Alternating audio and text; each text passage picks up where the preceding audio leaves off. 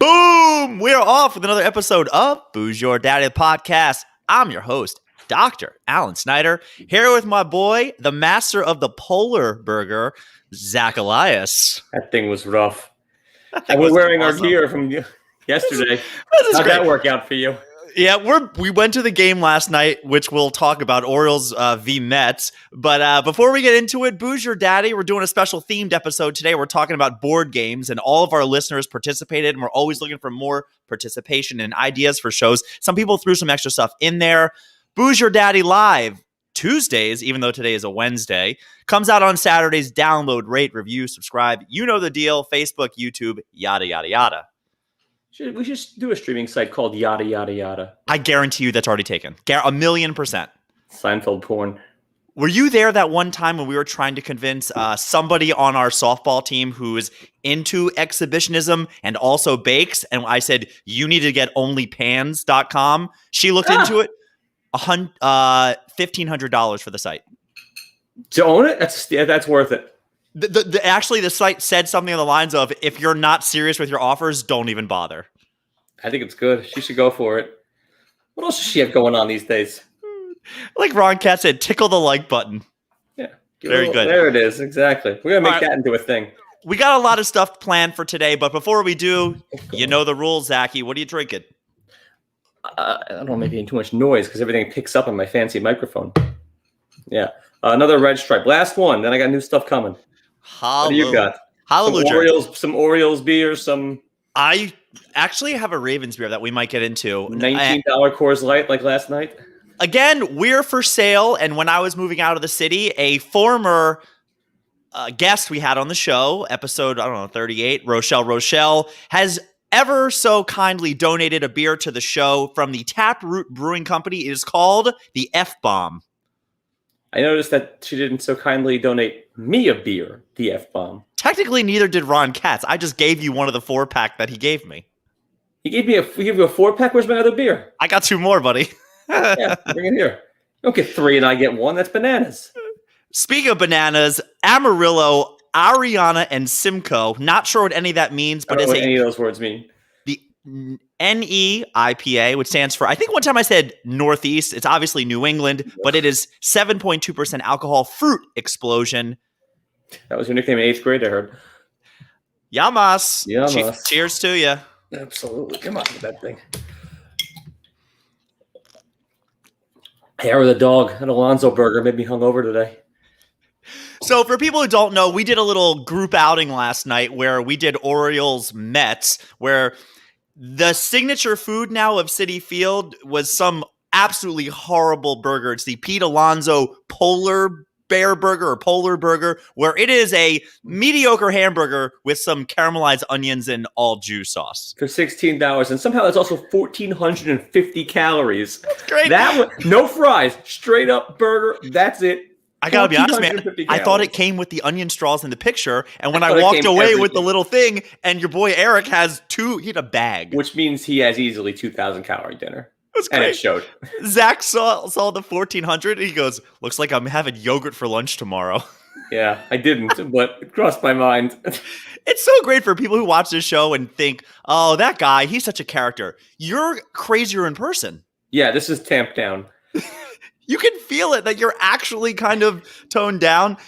Zach had a zinger yesterday that I don't even know if this plays out well, but he's asking me a question about something, and I was trying to explain it to him. I said, how much do you care about this? And he goes, give me the elevator pitch. Elevator pitch. So someone asked me that much I care. Elevator pitch. And then I start talking, and he imaginarily touches 6 on the elevator. Yeah, I don't have 40 flights of this in me. 6 flights, go.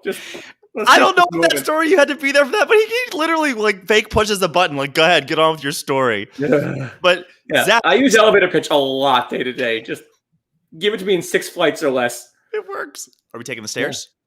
No. Not after the Alonzo burger. I'd be winded. Let's set up base camp at 4. So now I haven't told many people this story of what happened last night, and I actually in bed this morning was thinking about it and talking about fruit explosions. Let's set the scene last night for probably one of the funniest things that's ever happened at a baseball game. We are sitting in the outfield, and I'm not talking about when Almora Jr. ran headfirst into the wall. We not only saw, but heard. I mean, we were how far? 100 feet? I mean, we were right there. Yeah, it was loud. And there was nobody there, by the way. There was like 18 people in the stand, so you can hear everything. Right. So that is to our left. To our right is the foul pole, although most people know it. If you hit the foul pole, it's fair. But, it's hard to see home runs where you're sitting, but where we are, we have the perfect angle because it's as simple as does the ball cross in front of the pole? Right. You see a white blur or not? That's it. And all right, so it's 2-1 bottom. Was it bottom of the ninth? Ninth.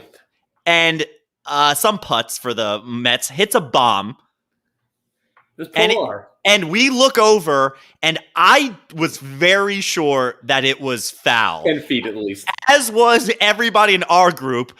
The umpire gives the home run call, and a kid who I don't 24. Know how, with maybe a day of experience. And he was 2-3 rows in front of us, who still has beer in the bottom of the ninth. I don't know how he nursed it that long. He just turns. That's what he's doing. In celebrate. Now, mind you, it wasn't a walk-off. It was it would have sent the game. It would have sent us to still be there. This kid takes his beer and turns it upside down over his head, and it's just like, woo!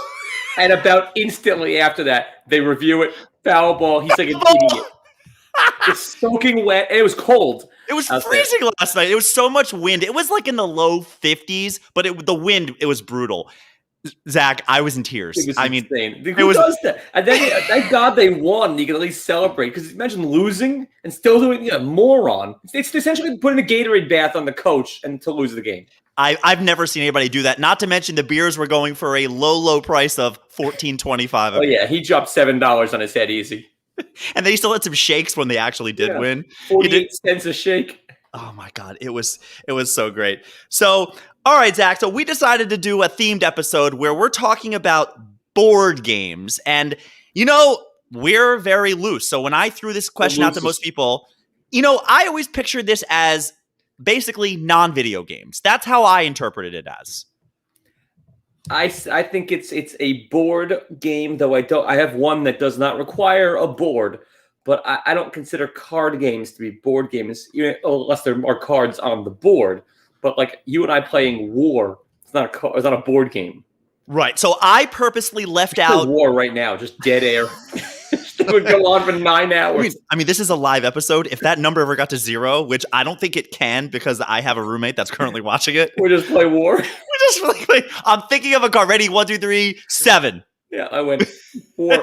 Or like 4. In the Met games, if the game is out of reach, if it's like 14-2 in the 5th inning, they'll just get a pack of like cards from 1986 or 92, and Gary, Keith, and Ron will just go through the whole box and just talk about random players and their experience. Hey, I know this guy. Oh, I remember that guy because it's 1994. Yeah, that's their shtick. If the game is out of reach, someone will just bring them the entire set of Fleer from that era and like. Whatever. I mean, my deal is Vegas Vacation. When he goes to that casino and they're like, I'm thinking of a number 4, 5. He's like, Anyways, so I decided to leave all playing card games out of this. Roommate, because he gets upset when I say wife. So I guess it's roommate these days. Somewhere in between. Okay. Maybe not for very much longer. So from there, people, Mrs. Manicotti next door in New Jersey. Mrs. Manicotti. Well, whatever you got out there. So when we were making our list, and I got a lot of great answers that we'll go through, there's so many factors to think of, right? You have do you love playing these games now? Did you grow up playing these games? Are these games fun because you have kids? Are these games fun to play when you're out drinking? No game is fun because you have kids. No, but there are some games that are better to play with kids where you're like, oh, this isn't 18 hours of my day. Also, kids can't play certain games. Simple as that. The good ones. There's also some games that are just nostalgic. Like you grew up playing this. So we're going to do this the same way we did last time where, Zach, you're going to give me I'll give you honorable mentions because you had to do that last time like an asshole, but you took 17 honorable mentions. Very many fewer this time. Okay, you get 3. You get 3 honorable mentions. Even need them. So all right. My honorable mentions, because it's a card game, so I didn't count it, but I like it, is Taboo. Jenna and I are very good at it, and when we're not that good, we cheat. We're fantastic Taboo cheaters. We don't ever lose. Trivial Pursuit, I have as an honorable mention because it's good, but there's a redundancy because the cards don't change unless you buy more, but no one's ponying up. So you play it enough, you'll just know the answers to certain questions. And the game that only I know because my dad used to do business in Georgia and it was big down there, but it's great. Pigmania. Never heard Pigmania, if you go on eBay and buy Pigmania, worth your between $9 and $90. Meaning I get it used? Oh yeah, this thing hasn't been made since '91. It's essentially a dice game, but pigs are the dice, and if they touch each other, how they land. Oh, I think I played something like that. Like a drinking game, at least where it depends on how they. You can get blasted if you need to, but yes, it's not. It doesn't. Is there anything more than just the pigs? No, it's just the pigs. I think I played that before, but I played it as a drinking game. I definitely have. Better. It's how many legs I think are in the air. There's a bunch of different ones. How they land. They can be on top of each other, making bacon. There's a lot of names for it. The whole thing is one big, pig pun. Yes. Okay. So those are your honorable mentions. That's it. What are your honorable mentions? So my honorable mentions, let's start first with backgammon, which is a very Jewy game. I like backgammon because it has the combination of skill and just outright luck, which I couldn't think of very many games where you could be the worst. And in theory, a 3-year-old could win if they just constantly are rolling the right thing. I mean, backgammon is a fun game to play because there's strategy to it and you can play at a high level, but at no point would I ever feel completely dead money. If I was playing against the backgammon king of the world, I would still have a chance more than any other game I can think of. Yeah? Yeah, maybe. Queen's Gambit of backgammon. Another one that I really enjoy, which did get written in by a lot of our fans, was Cranium, and call it Club Cranium. Now, I could go on where there's a couple of funny rounds to Cranium. One that I like is where you have to make a person into, so you have to literally move their arms.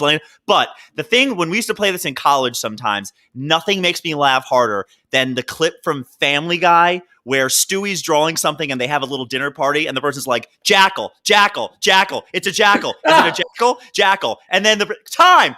It wasn't a jackal. That's not Cranium. I know, but when we played Cranium in college and they have a drawing round, we would just say jackal and it was a laugh every time. Every time. So that gives me good memories of Cranium. And then another one, which I'm throwing in here for a couple different reasons. I don't know if you ever heard the game Mastermind. Fantastic game. Okay. It came close. It's just sort of dorky, and I didn't want to be dorky. Mastermind I like because, so for people who don't know what that is it's, the person can't see what your colors are, but you put 4 or 5 colored pegs and then they have to guess the order. Now, there's a game I learned growing up that was called Hang In There, which this is a great game when you're waiting for a table to play with your daughter or little kids, but you do the same thing with numbers. You make 5. Let's put the guy at 20 and you're good to go. You totally Jew face. I did it once. It worked. I was the coolest I've ever felt in my life. I know barbecue. I did it. It's up to a 20. I've never felt bigger in my life. How small would you have felt if she was like, your table's still 45 minutes, sir? About as small as I feel all the rest of the time. That's only worked once. Granted, I've never tried it. When I was living in Vegas, I have a kid who throws money around, a friend. He came out. We went to a steakhouse and they were like, the table will be ready in tomorrow. And he was like, you don't even have a table? And he gave her 100. I think we sat. This kid throws money around. He does well for himself. We sat in about 10 minutes. It was fantastic. I did the Larry David. Things are done, aren't they? She goes, sometimes. I go, things are done? She goes, yeah. I go, does $20 make it happen? Yeah. Instantly. Within 4. I said to her, do I even have time to go get my party or am I eating alone? The hell with it. It was Jenna, Eric, and Beth. That was the group. It's great. She goes, yes, you have time to get your party. What about my friend, Mr. Washington, and his friend, Mr. Washington? So Mastermind, the game that I know that's like it when you're waiting for a table and you play with little kids, called Hang In There. It's very similar. You draw 5 dashes, 4 rows of it, and the kid guesses a number. It will literally, the intelligence level is low. It's good for critical thinking. Mastermind was one of my favorite games pulling up because it makes you think a little bit. All right, Zach, what is your number 10? I'm throwing another honorable mention. I'm throwing Twister in there because it's a physical game, but that's some shit that was on some people's lists. Go on. All right, my number 10 was a game I don't know if you've heard of. It was a hit for a while and a blast. Huge though. Fireball Island. What the hell is that? Fantastic. You push little fireballs. You gotta steal a gem. Fantastic game. Very big in the late 80s, early 90s. Okay, never heard of it. Yeah, I'll have to look that up. That was my one wild card because I thought my list was too boring. My number 10 is a classic, which some people did say. I liked playing checkers growing up. Checkers was a game that I remember that I could compete with some, I don't know, when I was in 3rd grade, I beat a 4th grader once. Best day of my life. It was in Machi. Yeah, I like checkers. Yeah. King me. Then you have to decide the rules. Do you have to jump? Do you not have to jump? Checkers is a fun one. You make those up to suit your needs when you need them. Oh, no. When you play against people enough, it's like beer pong nowadays. Oh, yeah, you have to decide the rules because when you start playing, they go, wait, what do you mean you're not jumping? You have to jump. It's very self-serving. Yes. No. The way I play, you have 19 queens. Yeah, that's pretty good. My number 9, Chutes and Ladders. Otherwise known as Snakes and Ladders. It's because it's just so heartbreaking. You can be right there and it just shatters you and it teaches kids about devastation. Yeah, it's called My High School Experience Dating. Absolutely. Yeah, and last night at the Orioles game. But it's just the ups and downs. The emotion swings are bigger in that game than any other. Love it. My number 9, I wanted to put higher, but I found games that I like more. I've been writing bits for comedy, here and there. I can't get this one to go just yet, but the reason I blame all the not fruitcakes, snowflakes of today's society. Fruitcakes is bad too, by the way. Guess who? Guess who is about as simple as you can make it, where you just go, is he black? Is he white? It's like even simpler now. When's the last time you played Guess Who? No, they've reduced it. They have made it much more diverse, so you can really narrow them down in like 2 seconds. Like where's the guy, Oriental Avenue? Yeah, pretty much. It used to be like 30 white guys and a black guy. But now it's like 3 black guys, 3 Asians, 3 blondes, a guy with like a handicap of some sort. It really made it inclusive and made it way easier. So I don't know when that happened, but again, the fact that snowflakes took over. We were conditioned with Guess Who, and something that I'll give an honorable mention, nobody really mentioned it, was Hungry Hungry Hippos. Eat as much fucking food as you can and judge people on how they look and dress. I feel like that was my comedy bit, by the way, was those 2 games shaped us as a society. So is the other on your list? No. Is it on yours? We'll get to it in about 10 minutes because it's high. Number 8. My number 8 it's not a board game. This is the one that I went off book on. Go ahead. But it's great, and it's insanity. Is it in the board game aisle? Yeah, it's Jenga. I love Jenga. Jenga's just coconuts. Anything goes, and when you lose, it's the worst. You know it's happening. You've got to be just committed to it, and you know it's death. So absolutely, Zach, that is a great call because I have Jenga, but I have it much higher. I'll talk about it now. It's my number 6 for many reasons. 1, it's a very social game. 2, Jenga has been stepped up over the years where, I went to a party one time and somebody took out a Jenga set, gave everybody a couple of blocks, and you had to write something on it. So it immediately turns into a chug a beer, take a shot, turn your underwear inside out. Like, it has become more fun. Jenga is so popular now. Underwear inside out in front of everybody, so you whip your schwanz and you underwear inside out? Not going to lie, I made that one up just now. But they have this play Jenga. That's going to be on one of them.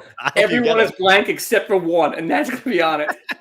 So that game also, now they have at bars where you play massive Jenga. And Jenga's, I'm not going to lie, I've watched TikTok videos and it lands on Jenga where it's 1 block and you watch the person swipe the 1 block out and the thing stands. I've watched that thing on replay before. If you can do that move, you're a Jenga god.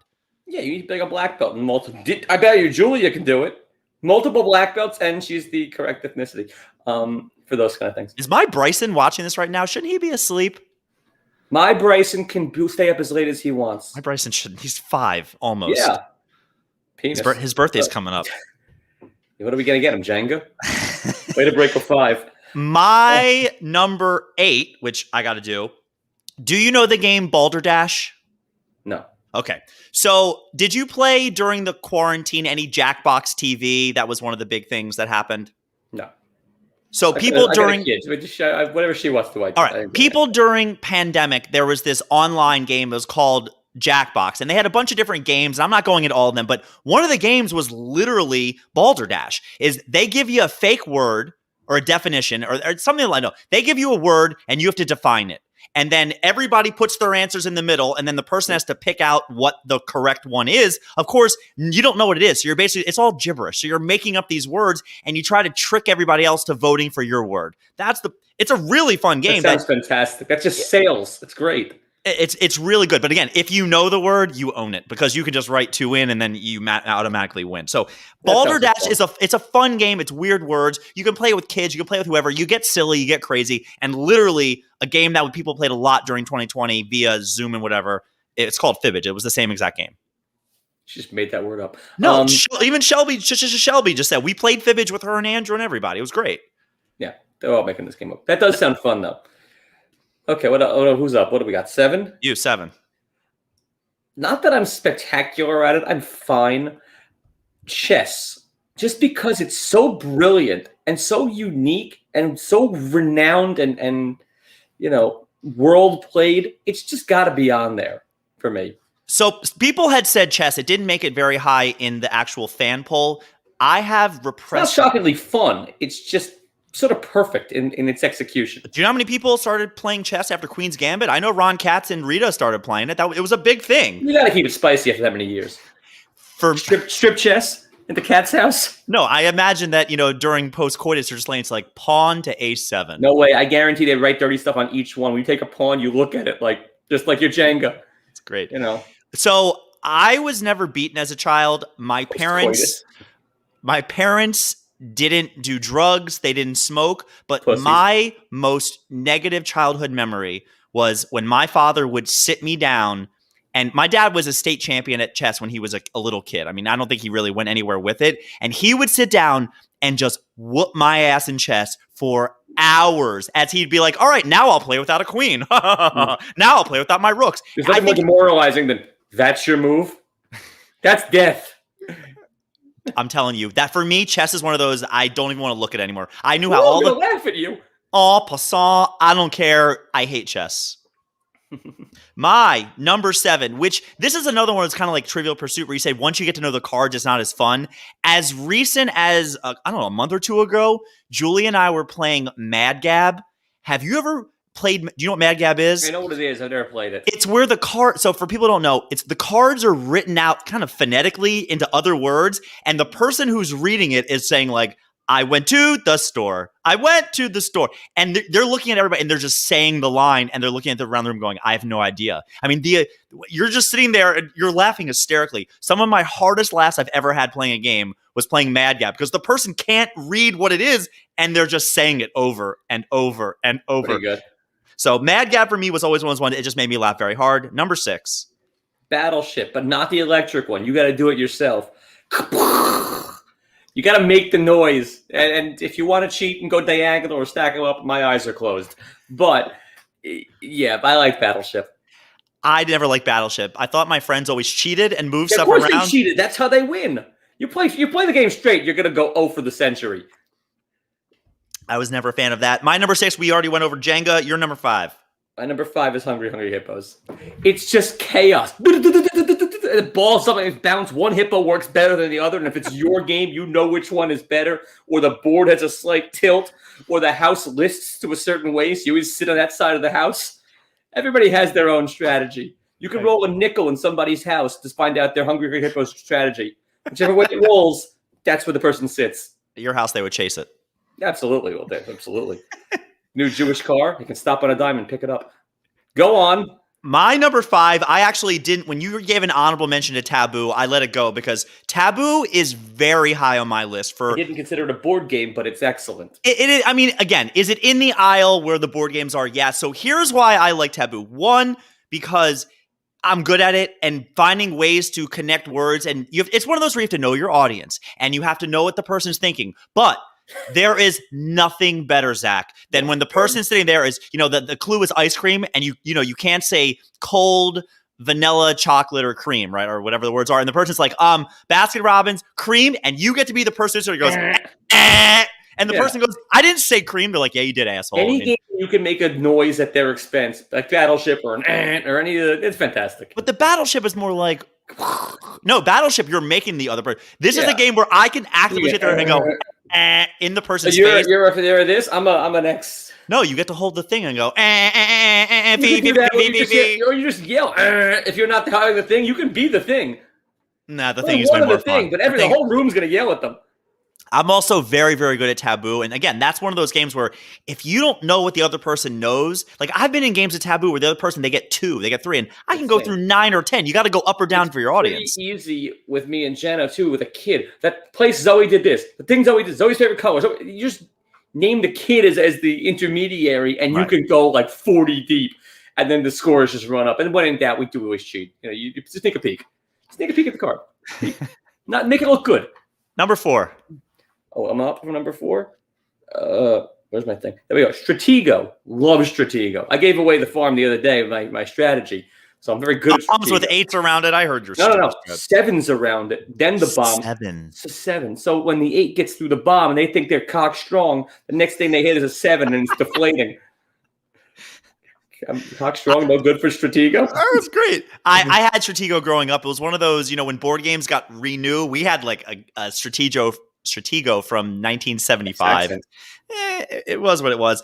There was 1975. They still make that thing? Yeah. What do you refurbish that for? It's the same game. It was one of those games where, being a little kid, I could feel like when I would play with my uncle, he was letting me win. You could see them moving around, and he would do the thing where you knew the 1 was coming, and they'd be like, "Oh, it's my 9. I didn't realize it." I'm also a big fan of faking with the bomb. You move it like 6 spaces. I don't want to do that. Move it back so they think it's a piece, but it doesn't actually go anywhere.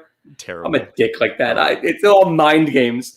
My number 4, I don't know if you know, but this game has gotten really big with some of my friends. It's called Telestrations. I've seen it. Yeah, I played it actually. I might even own it. I think Jenna's loser friend got it for us for something. Lauren got his Telestrations, right? It's fun. It's very fun. So Telestrations, for people who don't know, is you get a book, and it's a combination of Pictionary, and also you're basically on both sides of the coin. So what you do is you look at a term or a saying, and then you draw a picture of it, and then you pass your book to the next person. So everybody, there's like 8 books, however many people you're playing with, you're constantly rotating books around. Then I get a book and it's just a picture. So then I have to write what I think it is in words. I pass it to the next person. Yeah, we played it.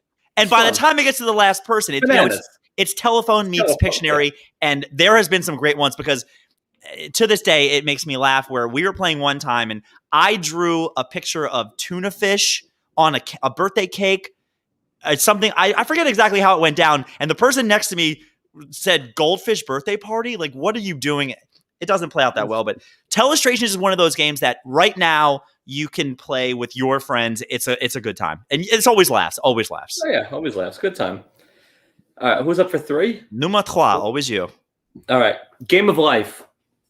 I like it. It's long. It's in depth. You get big money. It's good. It checks out. It's a lot of colors. You get little kids, little pegs in the car, a shitty station wagon. You can be a fake doctor like you, or some real profession. You can do all kinds of things down the road. You get to pick your career. Go on. Somebody commented when they voted, they added life to their game simply for the spinner. My friend Jess, she goes, "No, just for the spinner alone. The spinner is fantastic." Spinner's great. It never works. It's like pops and like, that's not a real spin. Oh, it's a 10. It's not a real spin. They always fight. Or no, it's a 1. I got to spin again.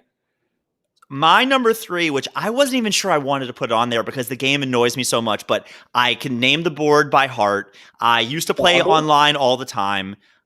It's Monopoly. I mean, it's my number 3. If that's your Duke, it is. But Monopoly, for me, I do love the game, but I have a love-hate relationship with it. I mean, I know that right now, if there were 3 people and they say, "Let's play Monopoly," I'm not playing. And take the ones out. I have Monopoly's forever, man. Not if you play the way I play. 7. I do love it, though. Like I said, I can name all the streets. I really like Monopoly. Monopoly's my 1, and just like in life, the way to win against me is just to ignore me and not speak to me at all. Because if you engage me in Monopoly and play my reindeer game, I'm going to win. But if you ignore me and don't listen to my chatter and just play your game, or make me play your game, then I got nothing. But if you play my warped way, forget it. I've heard that, though. People are just like, "Oh, because if you don't make deals, the game takes forever." When you play online, you auction off properties, and it moves a lot. You deal out 3 properties, everybody get the game started. There's ways of moving it along. You just keep engaging me so that I'll stop talking.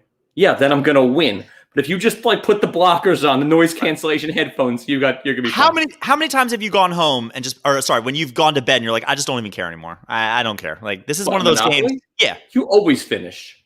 Oh no, I've definitely given my money away and I'm like, "I don't care." No, just like you always finish. the crowd may not be there, but I'm gonna finish. Number 2, Zach. Me, I love the game, and just as much as I love the game, I love the movie Clue. For me, the movie is one of those cult classics that is better than there's any business being. Madeline Kahn, flames on the side of my face. Flames. She gets me. Tim Curry, amazing. And the game, too, is great. And I got some inside baseball for you. If you're Mrs. Peacock, She's one square closer than any other player to the first room. So there's an advantage to being Mrs. Peacock in the game. Mrs. Peacock. As far as Clue goes, the only thing I have to contribute to that was Clue is called Cluedo in anywhere other than North America, which is, we had an international listener, a guest of the podcast. Brazilian Clue. He's from, I think, the UK, and he said Cluedo, and I had to look that up. I was like, did he misspell something? But it is actually called Cluedo. The other thing was, I actually like the whole LSAT puzzle game strategy that Clue is. I'll just admit, I was never smart enough for Clue growing up, or at least I never had it, and I was just like, I don't get it. You know, it's one of those games where if you don't have the sheet, you can't. I'm one of those people. You need the sheet. Yeah, I would like draw on the sheet. I was a little kid when I had Clue, and I never had it as an older age. So Zoe has Clue Jr. Awful. Yeah, it doesn't translate. My number 2, which is something I'm surprised that. Wait, are you a fan of the Clue movie? Because it's a quirky. We've talked about it on this podcast. I think I've seen it, maybe. Ugh. Yeah. My number 2, I'm surprised more people didn't write this in or tell me, because we have a standing Sunday night game for the last year at this point of Codenames. I'm never invited. Sunday night, 8:00. You want to play? Sure. What's Codenames? Codenames is kind of where it's in that taboo realm where you have 2 teams. You have one person who gets to, there's 25 words on a table, and one person knows which 9 words are yours. The other team knows which 8 words are theirs. And you have to give one word to connect a couple of them at a time. So your team guesses your words. There has been some epic battles over the years. And I mean, not that the game went well, that people said something. They're like, this is fun. I'm about to say inquiry withdrawn. This is a good game. Sunday night, if you want to play, I'm telling you, it's fun because you have to know your audience. I mean, as recent as a couple months ago. And it's teams, like it's Codename Jenna and I, or you go every man for themselves? No. We've been doing boys versus girls. It's been fantastic. Do the girls ever win? The girls win all the time. They're very board smart. Games are a male gene. No. No, but what happens is they'll say something related. I mean, here's where I just screwed over the girls one time, where my clue was McGriff for 2, and on the board was crime and dog. And I think it wasn't Graves and Amansky. It was good. So the girls are going, I have no idea what he's talking about. And the guys were like, wait a minute, what was his nickname? And they got it. But the girls do these clues with like reality stars and models. And like, well, because why would you say this model and not that one? It's a thinking man's taboo, thinking person's taboo. You also, there's 2-player Codenames that Julie and I play all the time. And it's a different game altogether. But basically, Codenames is a lot of fun. I recommend it to all my friends. And it's a good way. Let's dance. All right, Sunday at 8. It's a standing invitation. That is my number 2, Zachary. My 1 was Monopoly. That was my dude. What do you got? What's your 1? What is your 1? Hold on. You're not gonna get it. I'm a Baltimore kid. A game that I have literally played an hour ago. Rochambeau is not a Baltimore game. I feel like you're not gonna like this answer. Not just lining them up and pushing them down, but Joe Babe also mentioned this. The game of Dominos, as it's played for points, is my number 1 favorite game. Where in Baltimore are you from? Where in Baltimore are you from?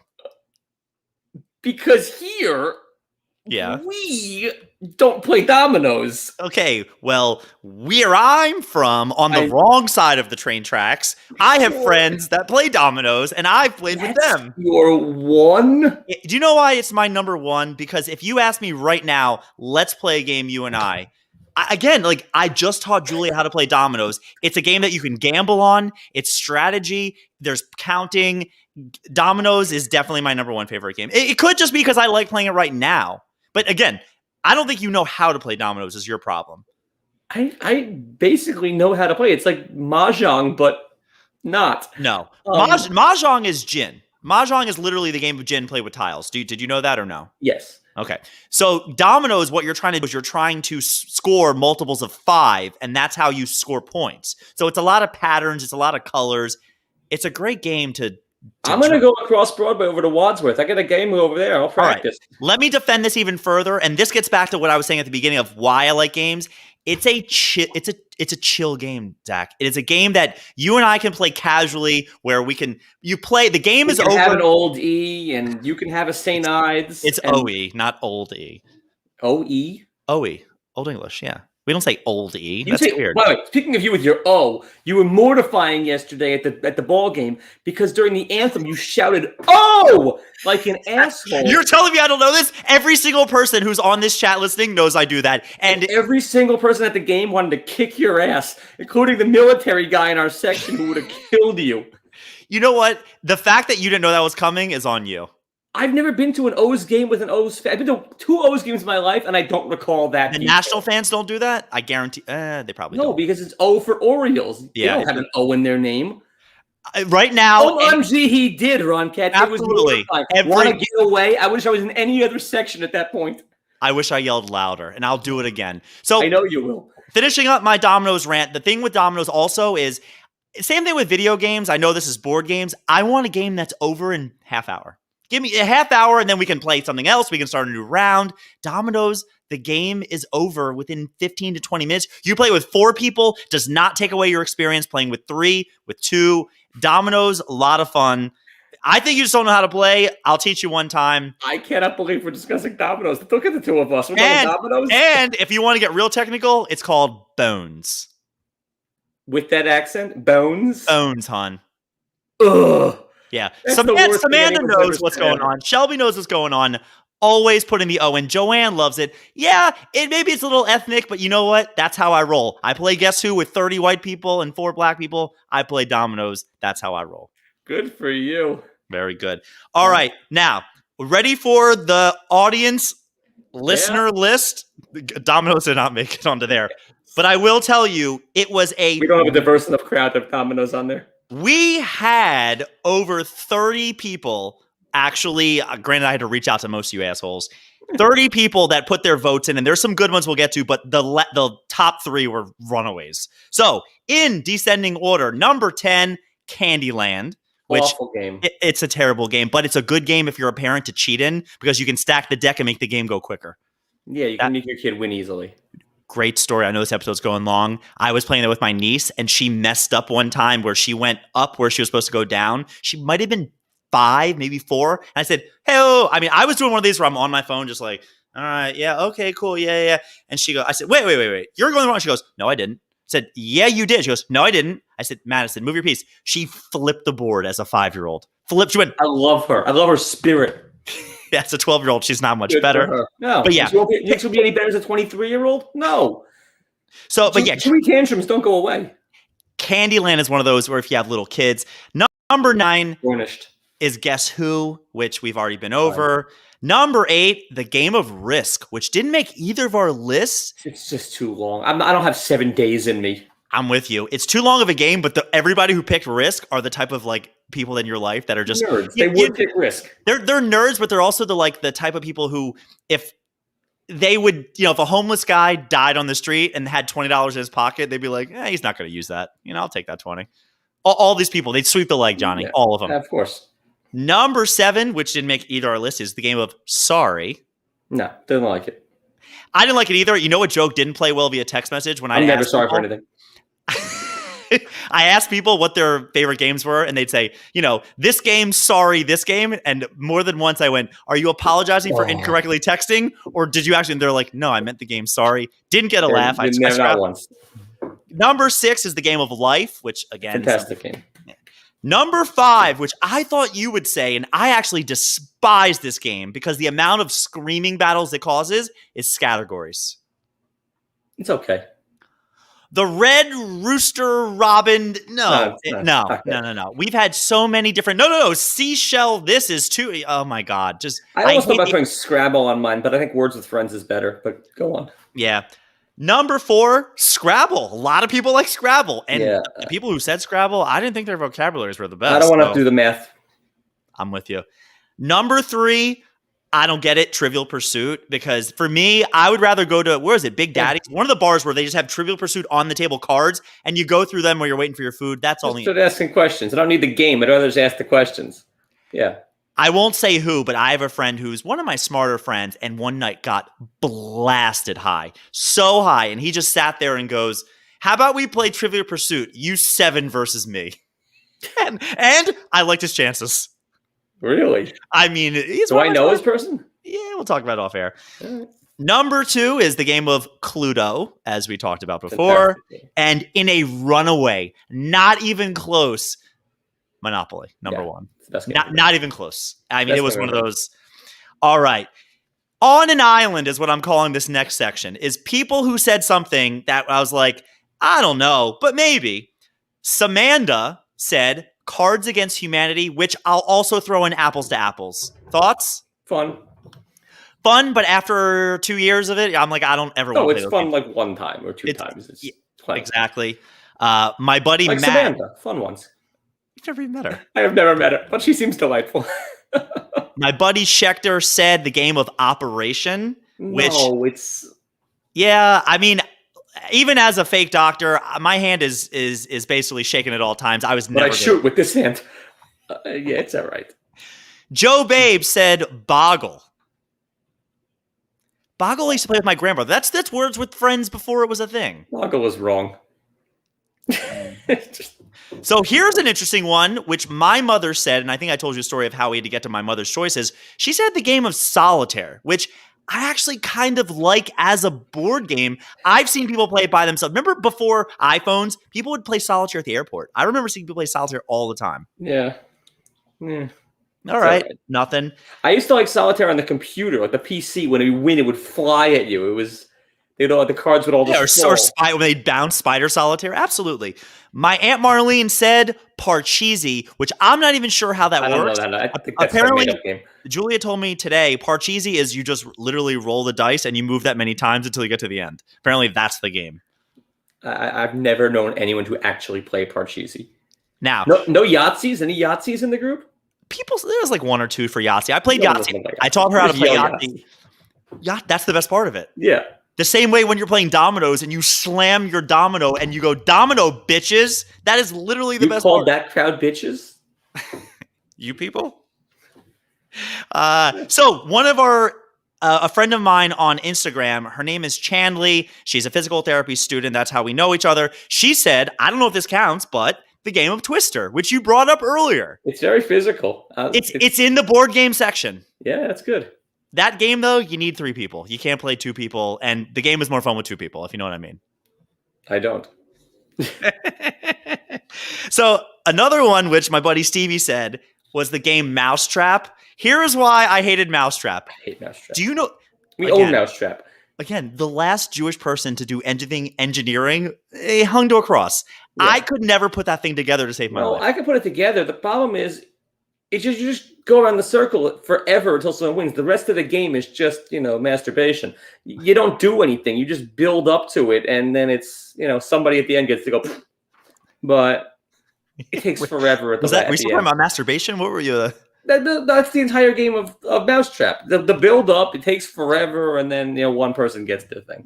But there's no actual strategy. It takes forever at the end where you go around the little loop, and then you hope to God the crank works. All right. The next one who gave us any suggestions is my buddy Ko, who you recently met because you helped me move. Excellent mover. He gave me.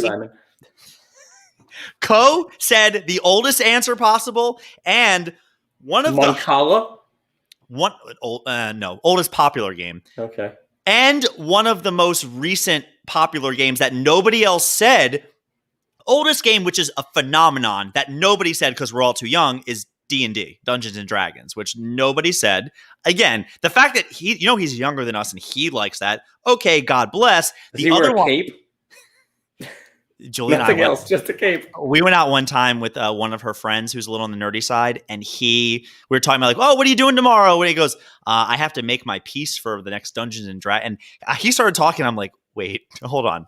You make your own pieces? And he goes, do you not know how to play? I was like, I don't want to. I would have done the Tommy Boy. You're not speaking my language, little guy.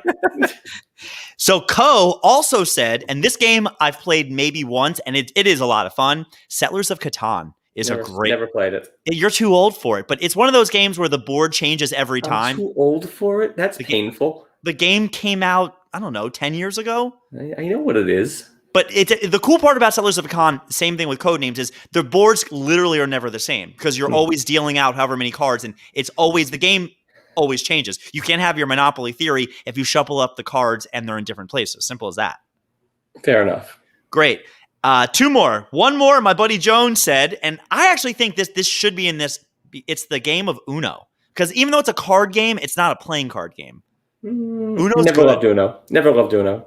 Uno's good, and I think I've told the story on the podcast, but they've updated that, where now there's cards called Switch Hands that I told you the story, I think. I was playing with my niece a couple years ago and was smashing her. I mean, I was up 15, 20 cards, and then she played Switch Hands, and she goes, Uno out. I was like, are you fucking kidding me? That really just happened? Just leave the room, just walk.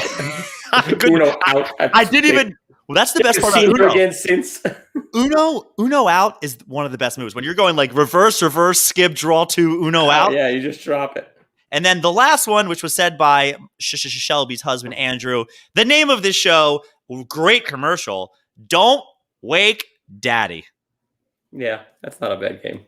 I couldn't tell you how the game is played. I just remember the commercial where the guy is sleeping and he sits up, and I always use that as my motivation, like, don't wake Daddy. Ooh, Kerplunk. Great game from the day. Forgot about that one. I think there was a Kerplunk in there. There's a lot of intensity in Kerplunk. All right, Zach, this is going long. Closing thoughts? Nothing. Mets win again today. Pounded Harvey. Welcome back to Citi Field. How you doing? Thanks for listening, Booze Your Daddy. Yeah. We love these audience ones. This is fun. This one was fun. Make sure you tell everybody about these. We're going to be posting some stuff more online. Instagram, Booze Your Daddy on Instagram. Follow us. If you have any good ideas, we'll do another one of these maybe in like a month or so. A lot of funny stuff going on. Sell your Bitcoin, sell your Doge. Mets win. Mets win. We out.